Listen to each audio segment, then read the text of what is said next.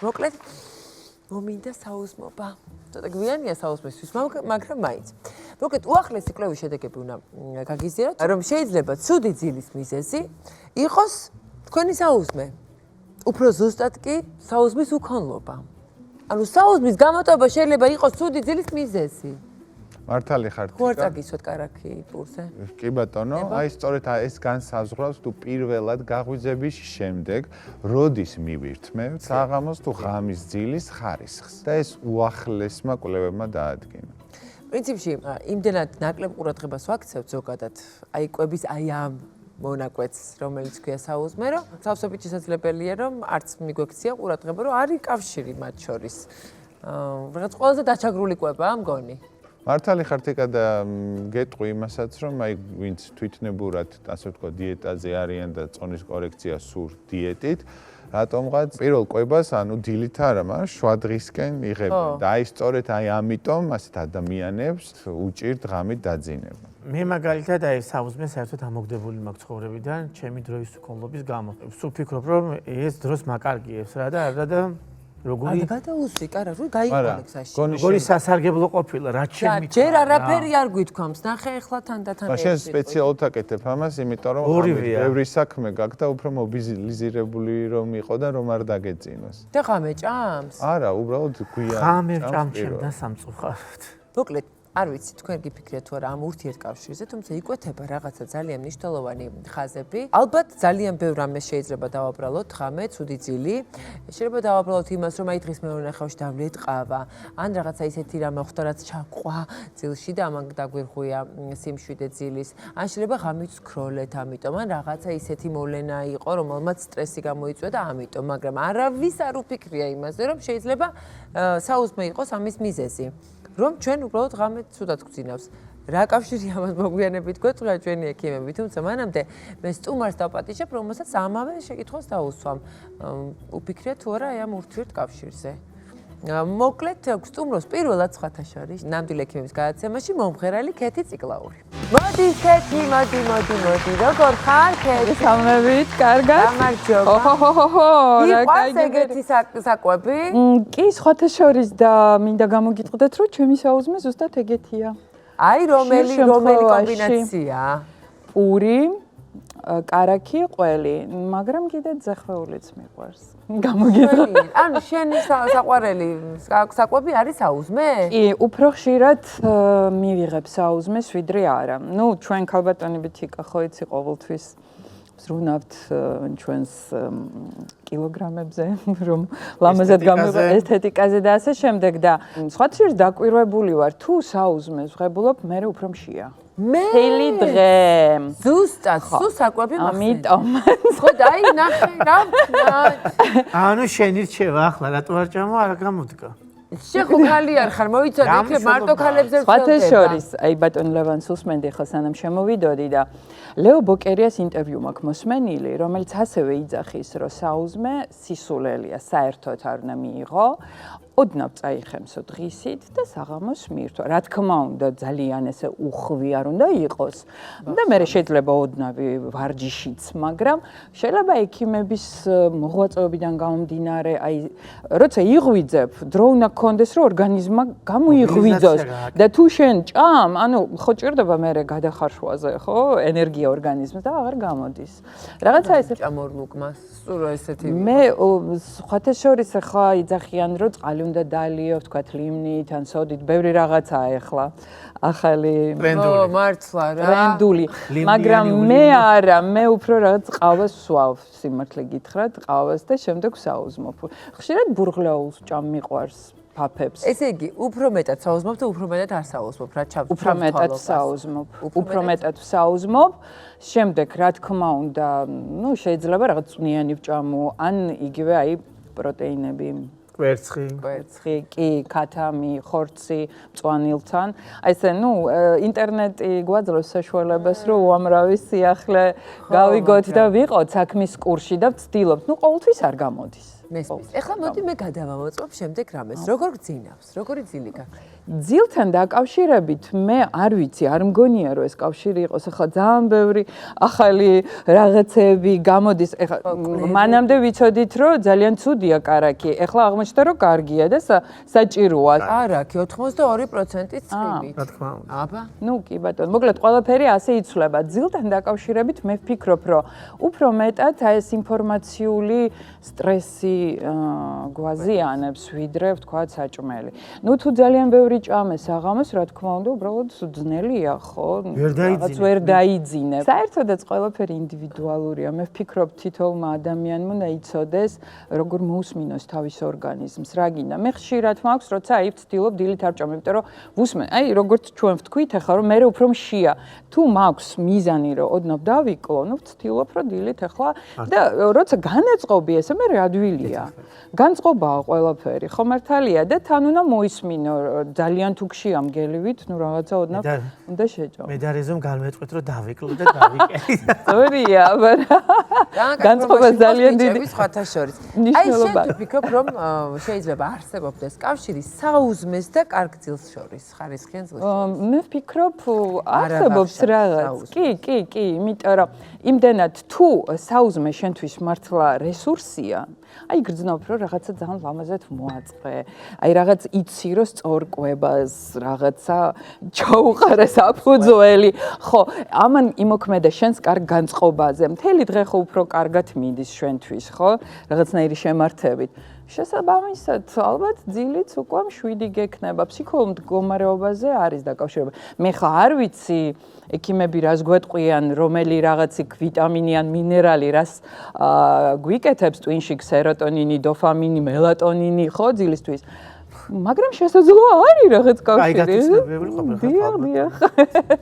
მოდით, მაშინ დავუგდოთ ყური ამ თქვენ ადამიანებს და რა თქმა უნდა. ვითხარით ამ კვლევის ამბები მაშინ. ყველაფერს აგიხსნით ძალიან დეტალურად, მაგრამ თავიდანვე თქვენ თქვით, რომ დილა ერთი ფინჯანი ყავით იწყება, მაგრამ ახლა უნდა გითხრათ, რომ დილა უნდა იწყებოდეს წყლით და ამიტომ ტრადიციულად ქართული წყალი მინდა შემოგთავაზოთ. წყალი მთის 0% ბრომატით, წყალი მთის იცხოვრეთ სრულყოფილად. მიირთმევთ და არ დაგავიწყდეთ დილით ერთი ჭიქა ნამდვილად სწორია. დალევა სანამ ყავაზე გადახვდეთ. თბილი თუ ოთახის ტემპერატურა. ნუ მაშინ კი, მაშინ სვავ. კი ბატონო. რაც შეეხება ახალი ამ კვლევით, რაც თიკამ თქვა და გავეცანით, ხო? ამ კვლევის მიხედვით გამოჩნდა, რომ თუ გამოტოვებ საუზმეს, შესაძლებელია, რომ ღამის ძილი დაირღვეს. დღეს კარგად უნდა დავიცინო წესით. და მინდა გითხრათ, რომ ამის ძირითადად სამი მიზეზი ყოფილა.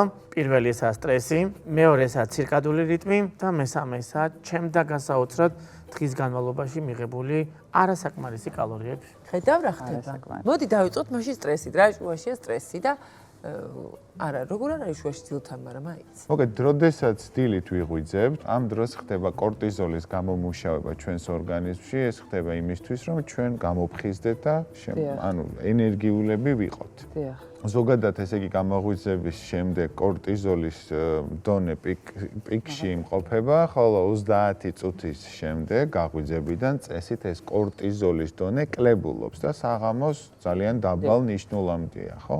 როგორც გითხარით, კორტიზოლი გამოფხიზლებაში გვეხმარება, საღამოს ეს ბუნებრივია, რომ იყოს დაბალ ნიშნულამდე ეს ჰორმონი, მაგრამ ნახეთ საქმე რაშია, როდესაც ჩვენ გამოვტოვებთ საუზმეს, ტვინში მიდის განგაშის სიგნალი, რადგან ჩვენს ორგანიზმს არ მიეწოდა საკმარისი რაოდენობით საწვავი. საწვავი ეს იგივე გლუკოზა. გლუკოზა საკვებით მიღებული საჭმელი, ხო?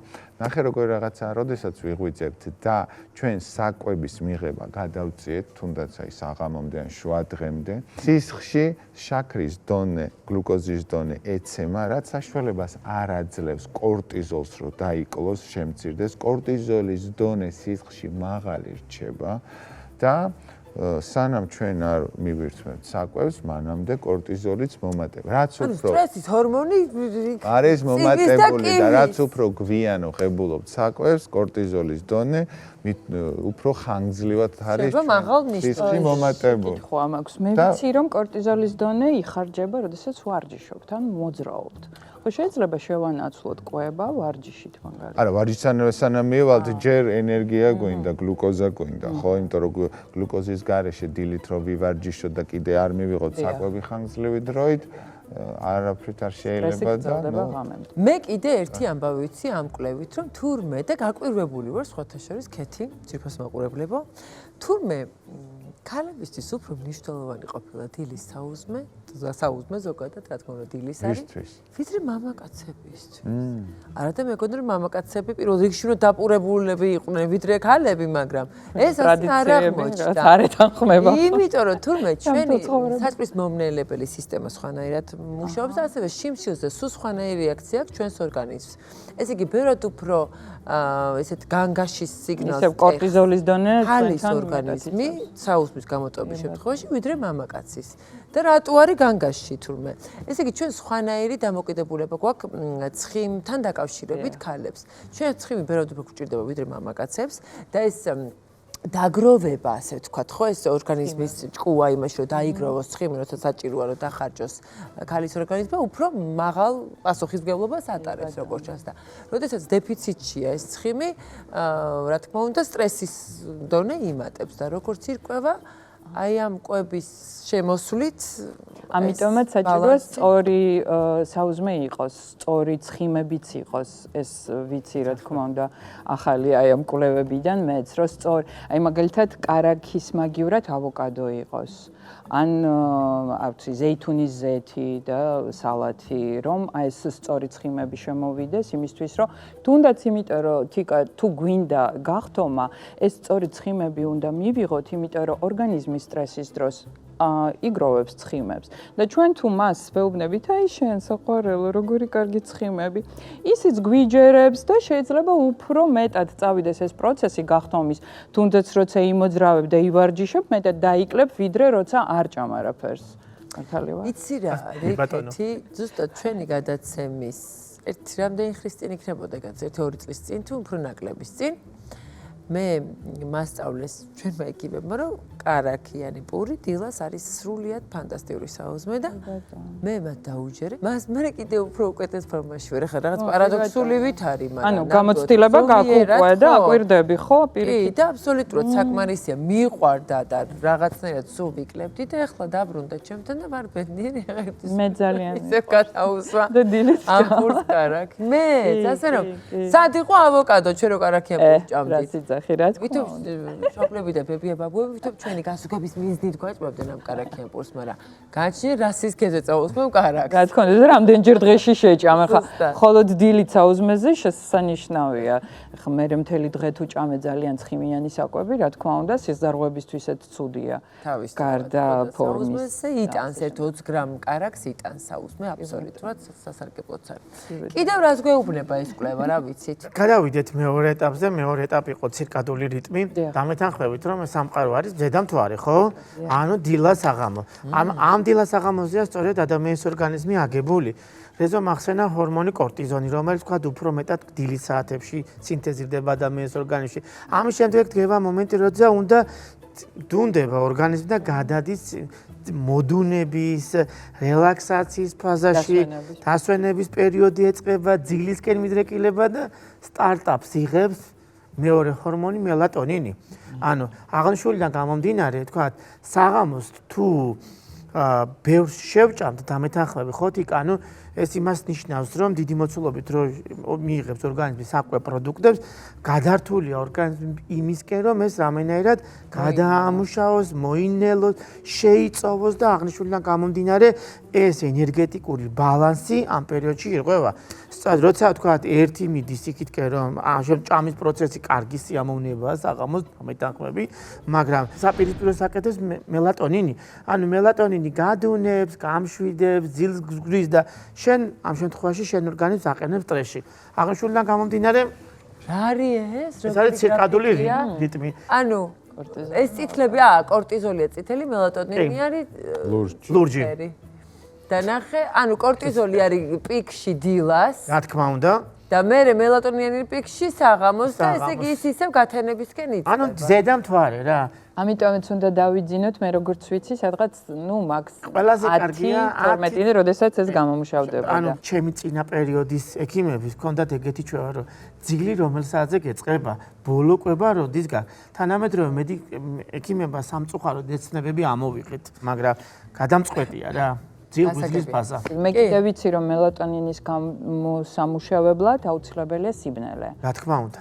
ხო, აი ნატურაც კი არ უნდა იყოს, კვლევებით აღწერილი, რომ სრული სიბნელე უნდა იყოს, ან ტელეფონის ისიც კი არ უნდა გედოს ოთახში. ჩვენ რო ჯილსებს უყურებთ ღამის საათებში. რაზე ალაპარაკი, ამიტომაც ამერი არეული ყველაფერი დილით იღვიძებ და უკვე მე ძალიან მოქმედებს ეს ფსიქიკა. აი ნახე დილა შეხოთქი რომ შევჭამე მთელი დღე მშია და მე კიდე პირიქით მაგ თუ მოხდა ის რომ ხამე ვჭამე დილას ეგრევე მშია. ასევე ეს ეხარ შენ? კი, ესევა. რა უცნაური თქვენ? მე არ. ქალების და კალები პატარ კვლევა გვაქვს, შიდა კვლევა გვაქვს ჩვენ. ხამე თუ ბევრ ჭამ, დილით ანუ ნაკლებად. შიმშილის გზნობა მაწუხებს. გაღვიძებს, ხო რომ აი ძამშია. მახსენდება რა ამის უცნაური. ჭამა. ანუ ჩვენ რაც უფრო მეტ ის უფრო მეტად გვშივდება ეს. და არ ჭამოთ ამიტომ. თუ რაღაცა კონტაქტში შევდივართ ორგანიზმთან და გვესმის. არ ვიცი. იმიტომ რომ ძალიან ხშირად მე მაგალითად მაქვს შემთხვევები, როდესაც ვჭამ, მაშინ როცა არ მშია. მე უბრალოდ რაღაცა არ ვიცი რა გავაკეთო და აი მოდი ერთი რაღაცა ვჭამო გემრიელი. აი ეს ცუდია. და როცა უსმენ ორგანიზმს და ნამდვილად გძნობ რო გშია, ნუ და მიიღო მაშინ საკვები. სამწუხაროდ თუ გინდა ცხოვრება გაიხალისო, არ უნდა ჭამო რა. ხო, გააჩნია რაოდენობას, ხო, კვება არის გადარჩენისთვის და არა რაღაცა უფრო მეტი შენარჩუნებლისთვის, ხარისხის გაუმჯობესებისთვის, ამას სამწუხაროდ ამას აქში მივხვდი 53 წლის ასაკში, რომ ყველაზე დამაზიანებელი ფაქტორი ადამიანის ორგანიზმში კვება და არასწორი კვება, რა თქმა უნდა. და მესამე მიზეზიც მოვიყვანოთ, ეს არის ზუსტად ის კალორიული დეფიციტი, რომელიც აი ნახე დილიდან თუ დავიწყეთ უჭმელად და გავაგრძელეთ ხანგრძლივად ასე, გამოდის რომ კალორიულ დეფიციტია ჩვენი ორგანიზმი და რა თქმა უნდა დღის ბოლოს გთხოვს აი იმ სრულფასოვან კალორიას, რომელიც დავაკელით დღის განმავლობაში, რაც მე თავის მხრივ რა თქმა უნდა გვიანი ჭამა უკვე ძილის გადავადებასაც გულისხმობს და შემდეგ რა თქმა უნდა უკვე მოდის ის დაწყვილება ცუდი ძილის თვალსაზრისით, რომელზეც დავიწყეთ საუბარი, რატომ შეიძლება იყოს კავშირში საუზმის გამოტოვება ცუდ ძილთან. როგორც ჩანს, ესეთი